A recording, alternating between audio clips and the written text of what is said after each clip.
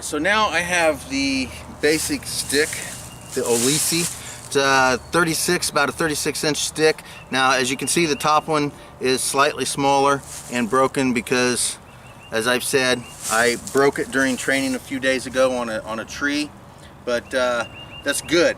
It's good because when I first started training Filipino Kali, I started training in 1983, 84, somewhere around there, in the early mid 80s. Did I say 90s? I said 83, 84. So I started training Filipino Kali in the early mid 80s, and we used to take broom handles and mop handles, and back then, I don't think it's so prominent nowadays, but back then all the mops and brooms that people sold all had wooden handles, and people threw them away all the time. So when we would be walking around, anybody in class, at college class, if they saw a broom or a mop tossed in the trash can, we would always stop, pick it up, bring it up to the dojo. We'd cut it down for sticks, and then we'd tape them up. Now, we had to tape them up for two main reasons. One is splinters, because when you hit these sticks all the time, they start getting dents and they start splintering, and they will break. So we were getting splinters really bad, and also we were breaking them just by hitting them. Boom, and they would break. We weren't violent with our training, but we were pretty realistic and we were serious about it. So we would break sticks constantly. So we found that if we would tape them up, that it tended to help with, we didn't get splinters, and when they did break, they didn't go flying across the room and hitting somebody in the head. 'Cause I'm telling you, that hurts. So anyway, or go into the wall and put a hole in the wall. That happened several times too. So once you tape them up, most of the time, now when I did my training a couple days ago up on that tree, when it broke, it flew off, and I still haven't found it, and the tape didn't stop that. But generally, if they break and they're taped, they don't always go flying off. A lot of times they just dangle there, and the tape keeps them together long enough for you to pick them up or throw them away. So anyway, I do have one that's slightly shorter, which is no problem, and we'll just do one. We'll do a single Olisi. So again, Kali is the art that I trained. I don't profess to teach Kali in particular because I have altered it enough to where it's something that's different for me personally. Now, ultimately it's the same art that I was taught for the most part, but people tend to get a little touchy if you say, okay, I'm going to teach you, and I'll use Kali as an example, I'm going to teach you Kali technique, and I do a Kali technique, whatever it is, and then somebody out there is bound to say, oh, that's not Kali, I don't know where you got that, but that's not Kali. So I kind of avoid that in general by openly saying I do not teach Aikido. I teach my form of Aikido, Zenshin Aikido, Aikijitsu. I teach my form of Aikido. I do not teach Kali. I teach my form of stick combat or stick self-defense. I do not teach Brazilian Jiu-Jitsu. I trained in Brazilian Jiu-Jitsu for many years, and it was mainly focusing on my MMA career when I was fighting. I never trained it for belts or for rank or for anything like that. I trained it to fight in the cage with it, and it worked fantastic for me. It is one of 4 ranges of combat, so it was one aspect of many, and I never did receive a rank. I never received a rank in Kali. I'm not ranked in Kali, but I teach my form of stick combat. I am not ranked in Brazilian Jiu-Jitsu in any way, shape, or form. I am less than a white belt, but I have had many years of Brazilian Jiu-Jitsu training, I am decently skilled in what I need or want to know about it, and I do practice and train it. I have taught a class, and it has not continued, but once I get the new dojo going, it will come back. It's called EGADS. It's Eclectic Groundwork. So that will come back, and it is based off of my BJJ training, but I do not teach Brazilian Jiu-Jitsu. So anyway, with the sticks, so you have basically 8 angles of attack. The 2 biggest things you need to learn, and these aren't necessarily forms, but they are patterns that enable you to understand the concept of angles. And real quickly, before we go into the 8 angles of attack in the basic 12, let me explain the whole purpose behind those 2 concepts.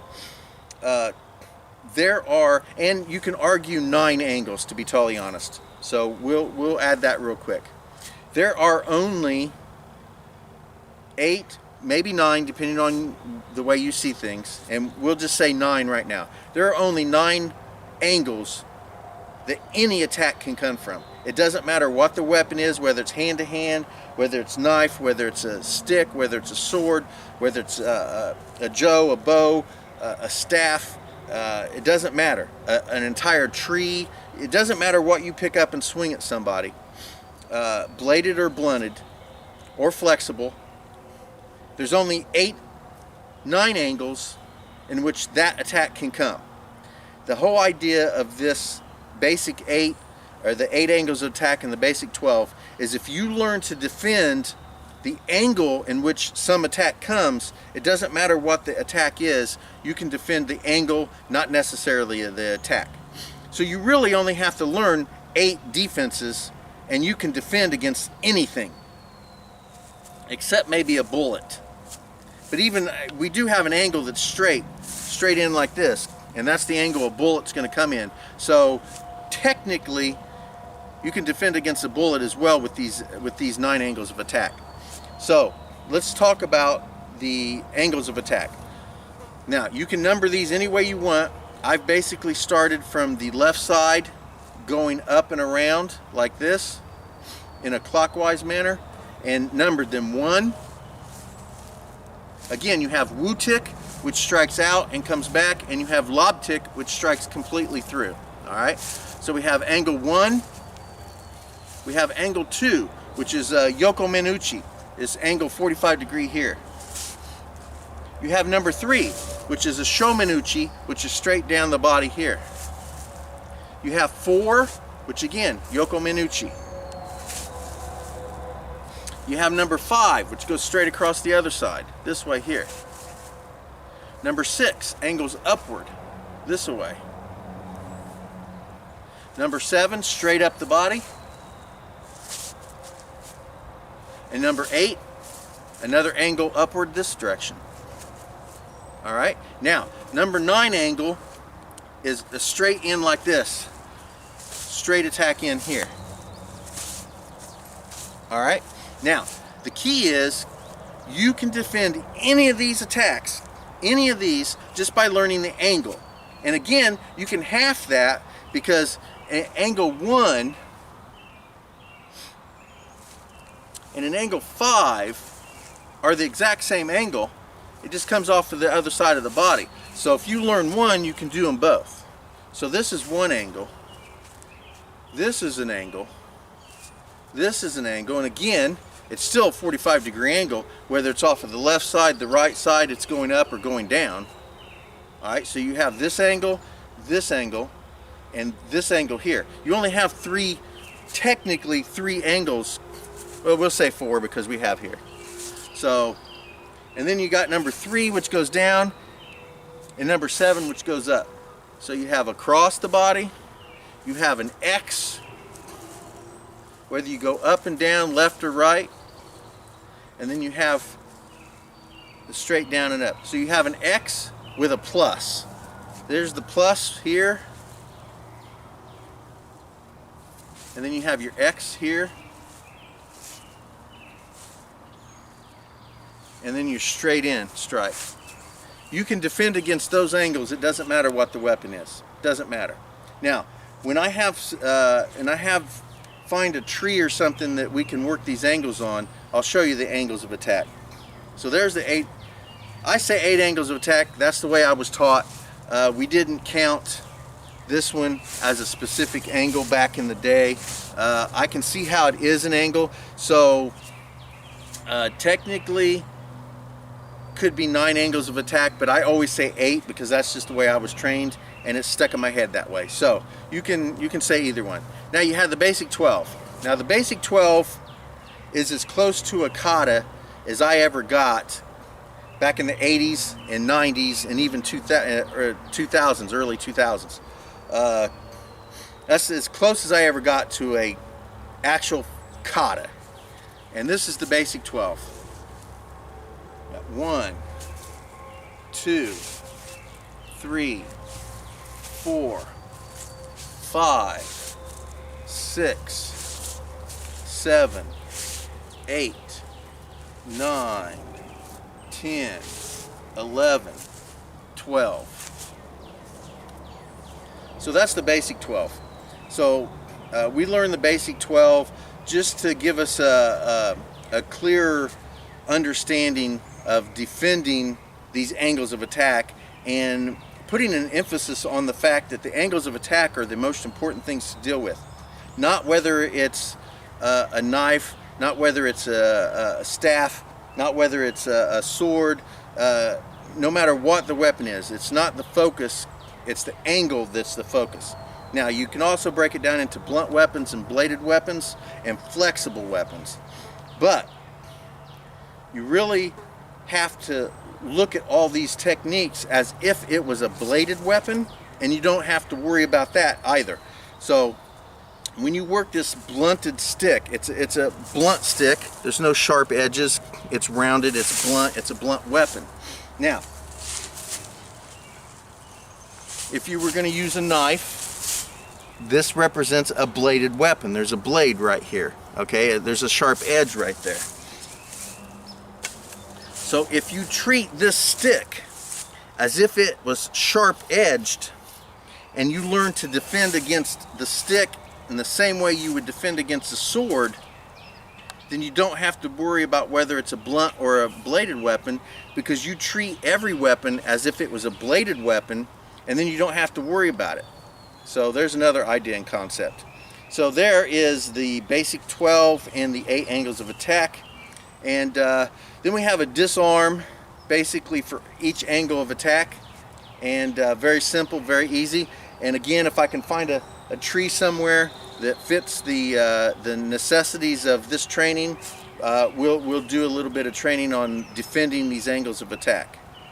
Alright, so I've made this little card so that I can teach the basic 12 and the angles of attack and have a visual aid here to show that. Now, I'll get a closer picture of it. I'll show you a little bit closer in case you can't see what it is and says. But here you have the asterisks. Alright, you basically have an X and a cross, and it creates an asterisk. And they're numbered as for the basic 12. So we have 1 and 10 here. We have 1 going down and up. 5 is the center, 2 and 9, 8, 12 and 6, 11, 3 and 4. So when we're doing the basic 12, we can set this up, and this is a way you can learn. Now, I'm going to do another video at the dojo with the mirrors so you can actually see it all together. But so I'll step here and I'll show you here. Now I'm going to be going off the other side because I'm facing the other direction. That's why I want to be in the mirror. So I guess if I'm here, my back is to you, angle 1 is here. So I just trace that angle. See how I'm tracing that angle? 1, 2, 3, 4. 5 goes straight in. 5. 6 pulls back, but still goes straight in here. 6. 7 comes at an angle up here. 7, 8, and then the wind blows. So we have 8, 9, 10, 11, 12. All right, so there's your basic 12. And this is a representation of those angles on this little piece of card here, this poster board. Now on the back side of it, I have the 8 angles of attack. Now, I'll probably put a number 9 here in the center just so that I can reference that. I have not done that yet. But again, facing the board, my back to you, starting over here at 1, angle 1, straight across here. Angle 2 is 45-degree angle Yoko Minuchi. Angle 3 is the Shomanuchi straight down. 4, same as the number 2 but on the opposite side.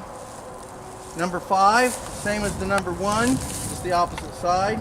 Number 6 is the same as 2 but the opposite side going up. Number 7 goes straight up.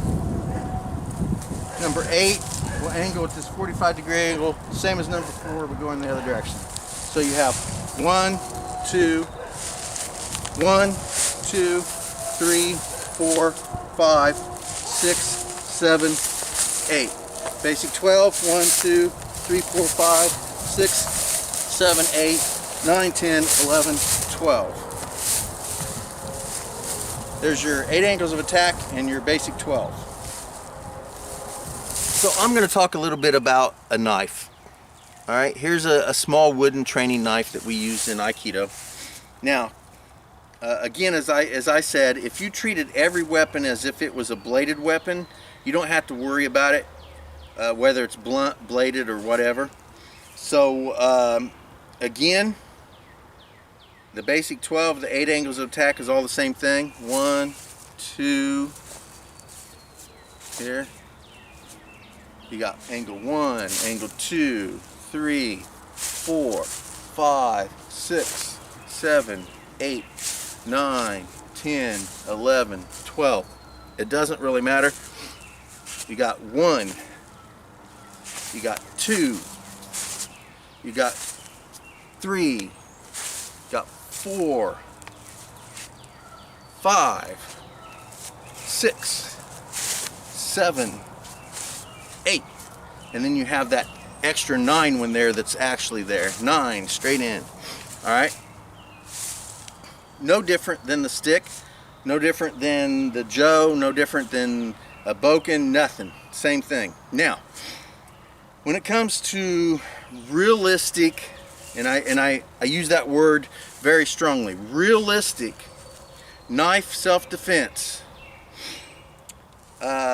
99%, in my view, in my opinion, 99% of the crap that's taught by just about any traditional style, and just about any style period, is dangerous. It'll get you killed. It'll definitely get you hurt. It's just unrealistic BS, honestly. Now, I have done a video, one video on knife self-defense. I've had a lot of people ask me about it, and I'm pretty honest and blunt about it. Defending against a knife is dangerous. You are pretty much guaranteed to get hurt. Absolutely. You're going to get cut. You're going to bleed. You could possibly die in a real situation with a knife. All right. I have been in knife conflicts before. I have had to defend myself against a knife attacker, and I will say I'm not going to say it was my skill or my abilities that got me out of that. I'm going to say it was the stupidity of the person with the knife that got me out of that. I did defend myself successfully without harm, but I'm not going to say it was because of my skill or my ability or my knowledge, my experience. It was none of that. It was the fact that the guy attacking me with the knife was an idiot. All right, so that's all I'm going to say about that. So if you do get attacked by a knife wielding person who wants to hurt you, just hope and pray that it's an idiot and that you have enough of experience and skill to be able to defend against that. So I do have one video up on my channel about about knife defense. I personally think it's realistic and effective, and I encourage everybody to go check that out. But as far as knife self-defense, you're not going to see me doing any videos about all this crazy, well, you're not going to see me doing any crazy blocking crap anyway. But you're not going to catch me doing a video on first you block the attack, like they're going to come down in this Shomenuchi strike with this hammer fist and the knife downward like this, and you try to do a block like this. You're going to get yourself cut up and killed. Now, what I will say about knife fighting or knife defense is watch my video, and I truly honestly think that it's the best way. For me, I know it's the best way. But I think overall, for everybody, I think it's the best way to defend yourself against a knife, and I really think you should check that out. But always remember that if you're in a knife fight and you're defending yourself against a knife, do not place your inside of your arms where they can get to the knife, because they're just going to cut you like this here and slice up all the good parts where all the veins are at, the arteries, where all the good stuff is, the nice meat and everything like that. If you have to and you're defending against a knife attack, use the back of your hand. When they cut you, which will happen, you will get cut. When they cut you, they're not going to get the arteries, the veins, and the nerves and everything, not as much if they cut the top of your hand instead of the inside, where they're really going to jack you up hard.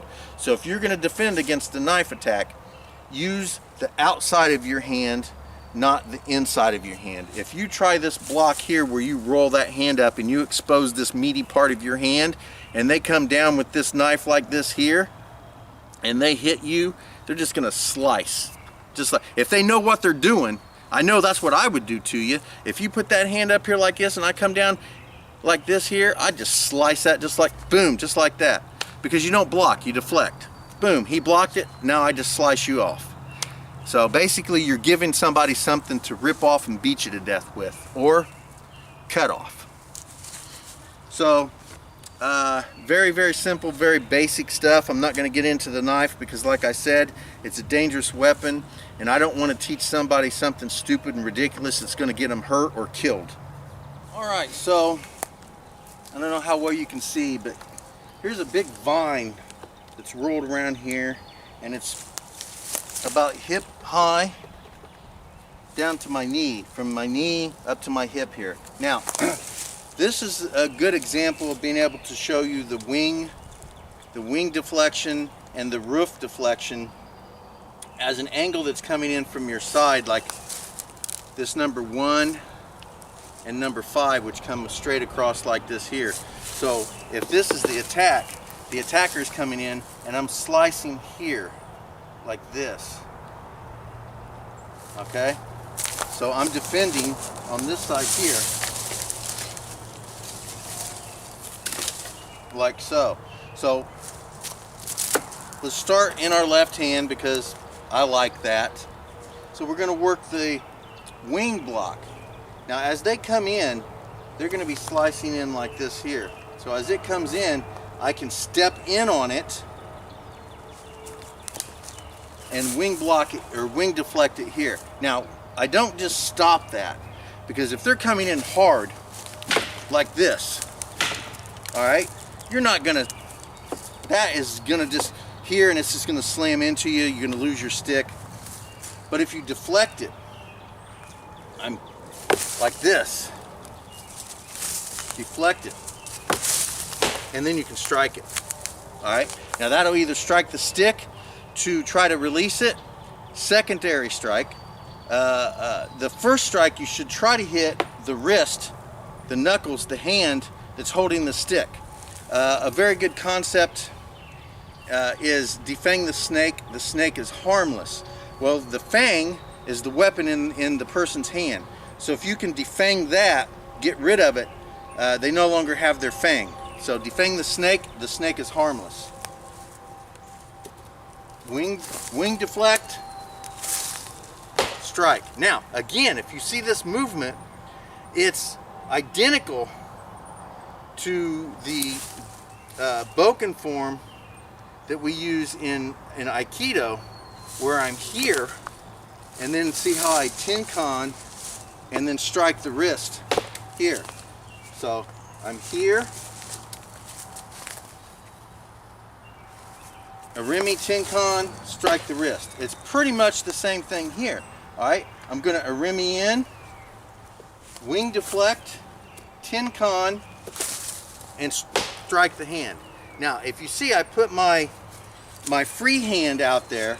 Now, my free hand is used to pat and control Uki's attacking hand. So when I come in here like this, what I'm trying to do, and initially, if I can get in here and strike the hand, or strike the hand and wrist first off, that's what you really want to do. You don't even need to mess with the attacking weapon as much as what's holding the weapon, the hand. So if you can literally hit the hand first, you can release it, you can do everything here. The wing deflection right here is hitting the upper part of the hand here, or you can step in and then you come down on it. So initially the first attack is to the hand, if you can do that. If not, go to the secondary attack, which is the fang of the snake, which is the weapon. Come in, it deflects, rolling motion. Now this hand here, as you can see, as it rolls up, my hand comes out, and I'm going to tap the wrist hand area if I can get a hold of it. So now I have a little bit of control because I have connection with the Uki, or the attacker. Once I touch you, or once you touch me, I have you. So if they don't want to initiate the touch, I initiate the touch here. Alright, so now I have a touching contact with my Uki. Now if I want to continue here with some kind of physical grab or movement, I can. I generally don't like doing that initially because it's just not safe to try to grab and control an opponent unless they're weakened first. So here. Now that tap just lets me know where they are. Alright, now I have a physical connection with you, so I know where every part of your body is, and I can feel everything you do. Now my hand comes down on the wrist hand area as I Tenkan around, and I crack you in the hand. Hopefully I break it. Again, wing attack. I'm hitting initially I'm hitting the hand. If I don't hit the hand, I get the stick here, and then I strike the hand. Alright? Now, supposing it's in the right hand. Most people are right-handed. Alright? So now, if they're coming onto my left side, I'm going to do this downward roof like this here. Again, free hand. My left hand is the free hand. The stick comes out, and I'm going to roll. I'm not stopping it. I'm just deflecting it away and controlling the angle in which it comes at me and the speed in which it comes at me, and I'm moving it to where I want it to be. As I do that, my hand comes in between my body and the stick. Do not go on the outside of your stick and try this. Inside here. And I touch. Come up and down. Same thing. Here. Here. There. Other side of the hand. Here. Here. Like so. Alright? So that's how you train those. Train them in both sides. You have your wing and your roof. So we go with left hand, wing, strike. Now, I would want to necessarily come on the other side of this and work this side here as well in my left hand, but being that I don't really have the space and I don't feel like clearing that out and dealing with the whole process, if this was going to be a tool that I used on a regular basis, I would absolutely clear that area out over there so I could come back here and do it on both sides. But for this video, I'm just going to simply go with the left hand. I'll do the wing deflection, and in the right hand I will do the roof, like so. Alright, so everybody train that, and hopefully you get really good and experienced with this, the wing and the roof deflections.